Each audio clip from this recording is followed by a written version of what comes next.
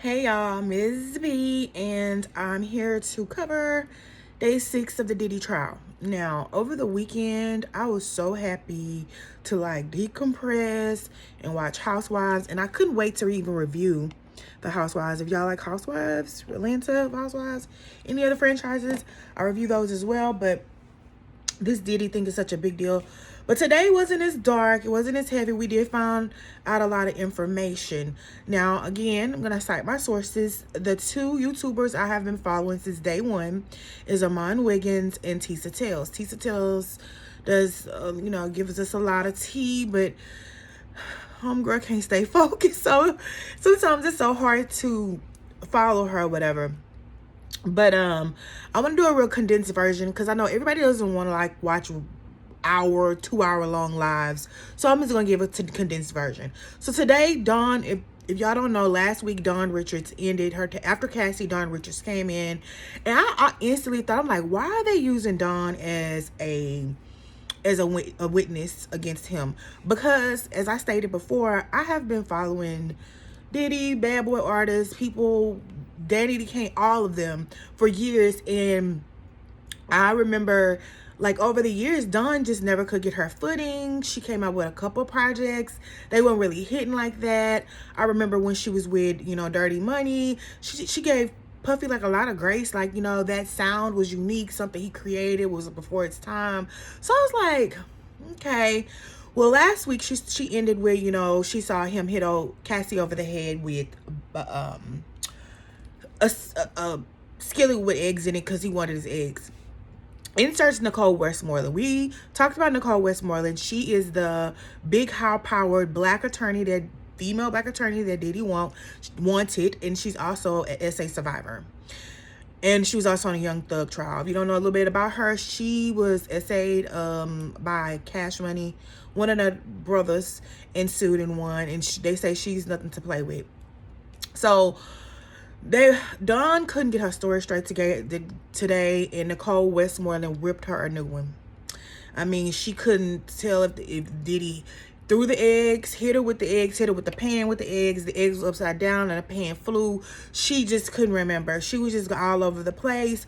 Westmoreland ripped her a new one on this day, different dates. You talked to the prosecution, you told them this. Each time your story changed.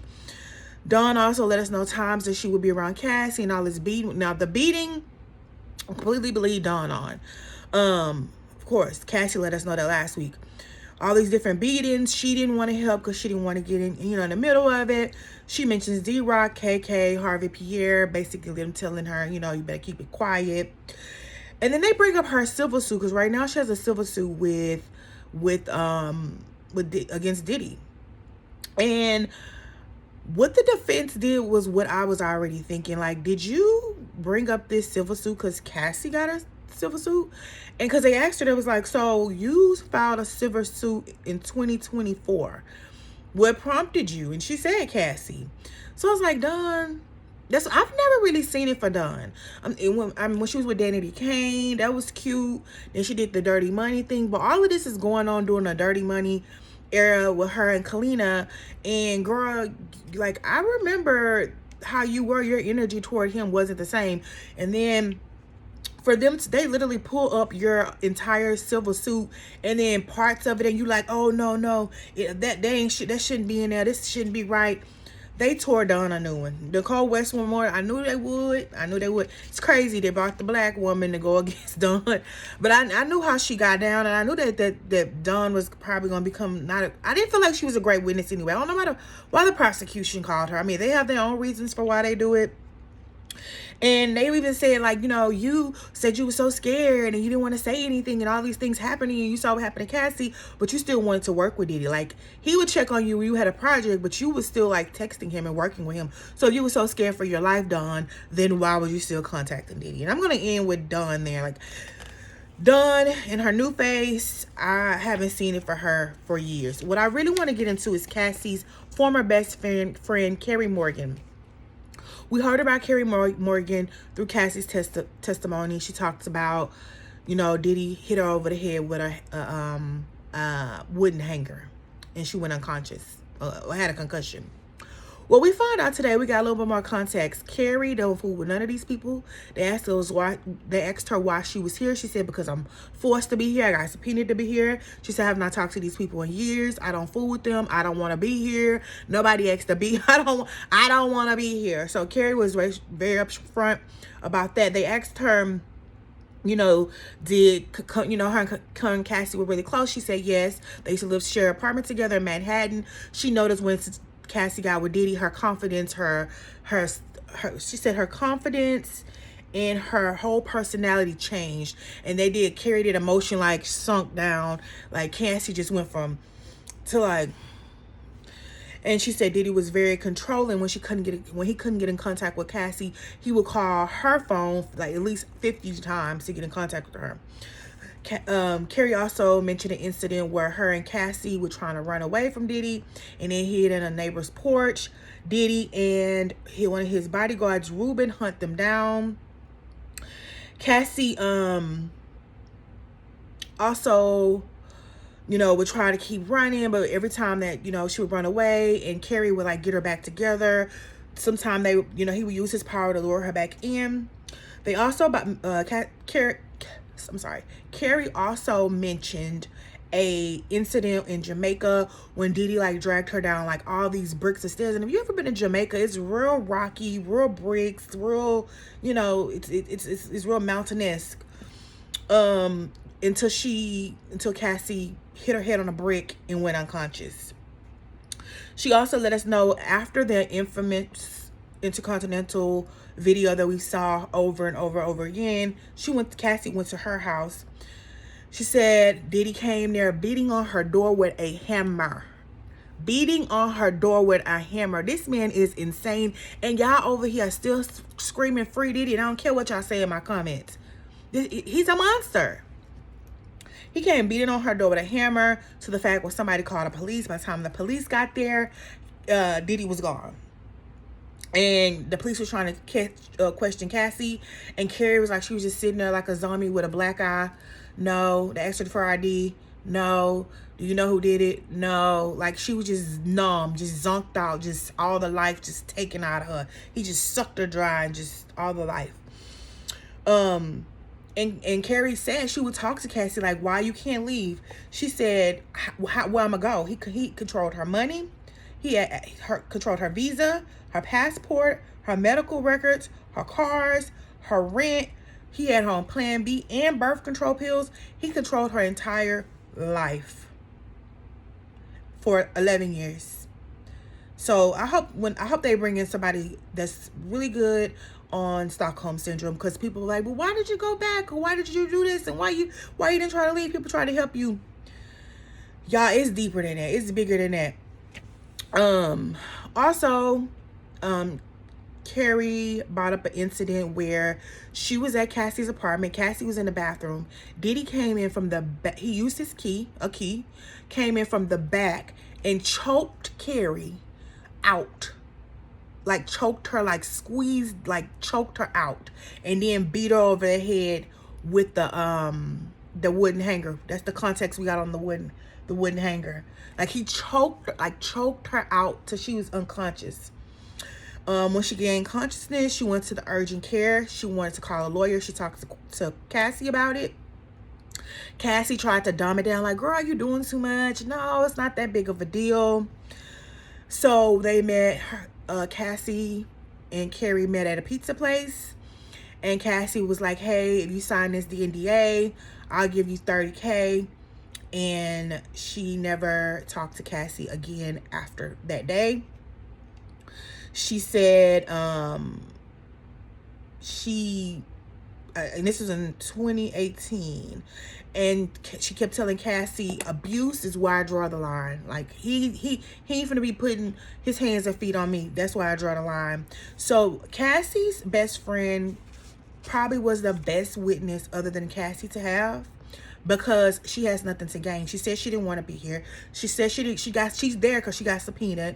She doesn't have no dog in a fight. She don't like neither one of them. She don't talk to Cassie. She don't talk to Diddy. It's not like she a best friend trying to come in and help her I mean, they were best friends, but no, Diddy, the way Diddy did her, and she said that she could not stand the way that Cassie didn't protect her, because that time when Diddy was choking her out, Cassie hid in the bathroom, trying not to be seen, and then I help her. So yeah, she was done with that. She was like, I'm done with all of them. And I think she was a very good, credible witness. I don't know where they was thinking with Dawn. I don't know why. Like I've been seeing how Dawn and her new face been moving for a very, very long time. Like I said, she used to give him a lot of props. I would believe Aubrey O'Day would have been a much bigger, better witness than Dawn, because Aubrey O'Day has been telling us for years on on repeat, like nonstop, like he's a monster, he's crazy. Y'all don't understand. But the fact that she did press, you know, made her ineligible, because they asked her like, why are you on that trial? She said, I didn't get subpoenaed. And anybody has done press or done any kind of media coverage or whatever. But I will say Aubrey O'Day did get quiet when they like raided his house and stuff. Everybody kept saying, where's Aubrey? Like, why is she not talking? I don't know. I guess they didn't want to call her as a witness, but I would feel like she would have been a better witness than Dawn, because she have like emails and documents of things that Diddy would do, like push up on her. Even D Woods mentioned in the HBO documentary how, you know, one time she, like, Aubrey O'Day pulled her to the side, was like, girl, look at all this stuff he emailing me, like, look at this, it's crazy. So I think she would have been a better witness than Dawn. Yeah, I've been seeing, I'm on the side on Dawn, like, why do they have Dawn? And they, what they did, tore Dawn apart. That Westmoreland ain't nothing to play with. Next up, they had one of Diddy's assistants from like earlier in the day. His name was David James on Armand Wiggins' channel. See, this is when you're not there, you get two different versions of a story. On Armand Wiggins live, he was saying the assistant just got up there and just broke down. Named David James, just he's crying. Tisa said he was sniffling, seemed like he was crying. I don't know. Either way, he was emotional. And that Armand was like, dang, like, why you so emotional? Even when they started opening statements, like when he started working there, they was like, this is Diddy's kingdom. You have to run it like this. And he just broke down and started crying again. That's what Armand Wiggins said. You can go to his live and watch it. You can go to Tisa Tells. I think she's still live right now. And then he just basically said all the day-to-day stuff. They ended with him today. All the day-to-day stuff that he would have assisted stuff, you know, checking for anything in the press about Diddy, getting cars ready, talking to security, you know, doing basic assistance stuff. But something that he said that was really prevalent when it came to Kim Porter, Diddy was like, that's my world, that's my everything, that's my universe, my earth, my sun and the moon reflect, like the knowledge and wisdom I manifest. Sorry, just a little Erykah Badu had to throw in there. And he said when he asked him about Cassie, it was like, oh, she's young, she's moldable, you know, I got her right where I want her. So yeah, that was today's testimony. It wasn't as dark and heavy. Still a lot of abuse, still a lot of craziness. No family today. I don't know if I said that, but again, I got both of my informations from Armand and Tisa, and it's hard with Tisa, girl. You're on your ADHD, girl, and she admitted she got ADHD, but it's better, girl. It's better. It's bad. Also, Tisa had pictures if you want to go look at her live. I'm not sure if she's still live, but she was when I just logged off not too long ago. They show the pictures of when the feds raided Diddy's hotel before they arrested him. Inside the room, they found the Tucci, which we already know, Benadryl packets, baby oil that was in the bathtub, sitting in the bathtub, and lube. And then they also found bags and bags of baby oil. They found clonazepam, which is Xanax, if nobody knows. Mood lighting. Remember, Cassie said he went from candles to mood lighting. He also had a hard drive. That means he was either preparing for a freak off or he had a freak off before. When I was looking, the Park Hyatt, the one he was at, you could tell his money had started to dry up, because that hotel was really basic. I've been to New York at least 10 times I could think of, and I stayed at some nice hotels, and that hotel room was giving the same thing I probably would have stayed at. I mean, New York is very, very, very expensive, but like the way that room looked, it looked like he had been there for days, or he had been there planning to stay. I think he thought he was going to get bond, and he probably was going to stay in the hotel because he had like clothes, boots, eyeglasses. He had like a lot of personal stuff, but it was given real trap house-ish. Like, they were saying he wasn't there that long. Like, I remember when he got to New York, he didn't know when the feds were going to get him. He knew he was going to get picked up. And he was going around town, going to Harlem, you know, walking around with the kids, you know, putting on photo ops, throwing up love and all of that stuff. But that hotel room looked like, yeah, it looked like some regular person like me you can afford. And like I said, he either was thinking he was gonna get bond, that's probably where he was gonna stay, or he had been there for a minute, or he just trashed the heck out of the hotel room real quickly, one of them doggone freak offs. And oh yeah, he also had like some numbing cream or some type of cream, like prescription cream, but you could tell it had been used so much that it was like peeling off, and it was disgusting looking, and I wouldn't dare touch it. But I want to say the most compelling, we'll see with David James, the assistant, when he finishes tomorrow. They were saying this week the judge has been wrapping up court at 3. So a lot of people have been getting on live much earlier than they were last week when it was Cassie's you know, testimony, which is still in the back of my head. And I really feel for that girl. Like, even when Dawn, I do believe Dawn was like, Cassie could say something, he'll pop her. Cassie looked this way, she'll pop her. She took too long in the bathroom, he'll pop her, choke her, drop kick her, throw her, beat up. Like, Jesus. I said this in my video before. I'm surprised this girl, it ain't nothing but the grace of God, this girl is like still alive, and able to be cognitive and get over her addictions and like come on the other side. Like her husband said, they tried to break her. Oh yes, he tried to break her. Yes indeed.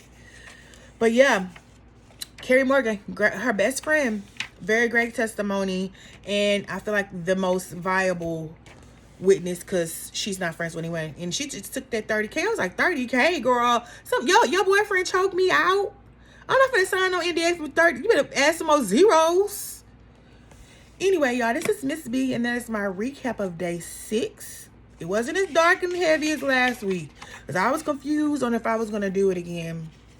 I keep following this, but I'm gonna keep following it. Y'all like and be respectful, okay? Comment, and please subscribe. Hit that subscribe button. I need to get my subscribers up. I like to do lives too instead of just these videos. But I'm gonna keep following this Diddy trial as long as I can until I don't feel like it. But yeah, I had to decompress over the weekend, girl. I was like, oh, I'm glad to review Housewives. I don't care if it's boring or not. Get that out of my spirit. Someone else, another YouTuber I used to follow, but she seems like a little delayed, is Rotten Mango. Like, her video, she takes a lot of time and a lot of context, and she draws up a picture and gives you visuals. So hers would take much longer, I understand, to produce than like Tisa and Armand going live and just, you know, going off a notebook and saying everything that they saw. Like, she brings a bit of visuals and context, but like, I thought she would just be like clocking it. And her, like, I think she just posted her video from like day 2 of Cassie's testimony. Yeah, I was really looking for Rotten Mango, but I got Armand Wiggins and Tisha Tells. Tisha, girl, your ADHD be out. Like, girl, even when she be sitting outside the steps in the little breaks, like, she'll just start, oh, look at the birds, oh, hey, look at the doggies, oh my God. So what I was saying, listen, I'm not trying to be shady. No shade. I'm trying to support her because she down on her boots on the ground. And you know, Diddy still got people out there. Somebody was saying on another YouTube channel, like, how he is paying like people to $20 an hour to wear free Diddy shirts. Yeah. So imagine if you, like, it's not a lot of homeless people in New York. There's a lot of people that need money, you know, get some food or whatever. $20 an hour just to stand and wear a free Diddy shirt. A lot of people would do that. Don't mean they agree with it, but they'll do it. Times is hard. Everything's high. People broke. Anyway, again, Miss B, like, comment respectfully, and subscribe. Bye.